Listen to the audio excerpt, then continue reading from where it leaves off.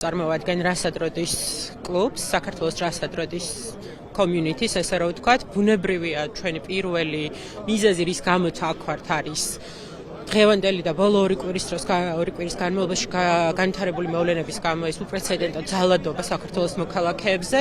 რა თქმა უნდა, ერთ-ერთი პირველი მოთხოვნა არის ის, რომ ყველა ამ სისტემის პატიმარი ნაცემი ადამიანი, რომელიც დღესაც, ესე რომ ვთქვათ, არის პენიტენციურ სისტემაში გათავისუფლდნენ.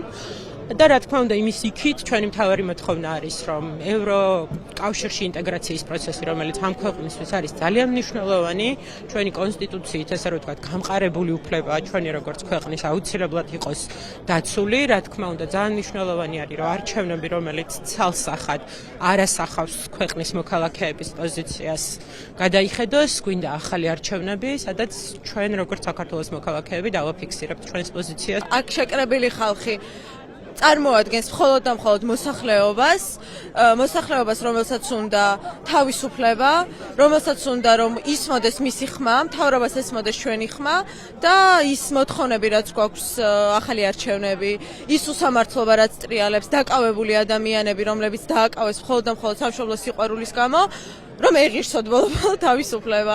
სამი კაცი წიგნების თავიდან მოიტაცეს და ერთი კაცი რასადროდის საზოგადოებიდან და სამედნიეროდ ყველა დავიბრუნეთ.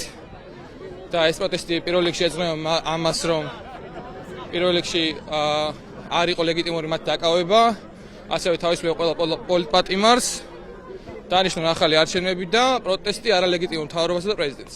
მე მგონი აბსოლუტურად უნიკალური პროტესტი არის, ამდენი არ ვიცი მოხდა თუ არა სადმე ასეთ მსგავსი რამ. ამჟამად აქ რასადროდისის და წიგნების თაროს მოთამაშეები ვარ შეკრებილები, მეც წლებია რასადროდის ვთამაშობ. მე მგონი რომ ყველა მარს ერთ და იგივე მოთხოვნა აქვს, ეს არის პატიმრების გათავისუფლება, ეს არის ხელახალი არჩევნები, ეს არის მოძალადეების დასჯა და ეს არის ევროპული ღირსეული მომავალი, რომელიც ამ ქვეყანამ და მისმა საზოგადოებამ დაიმსახურა.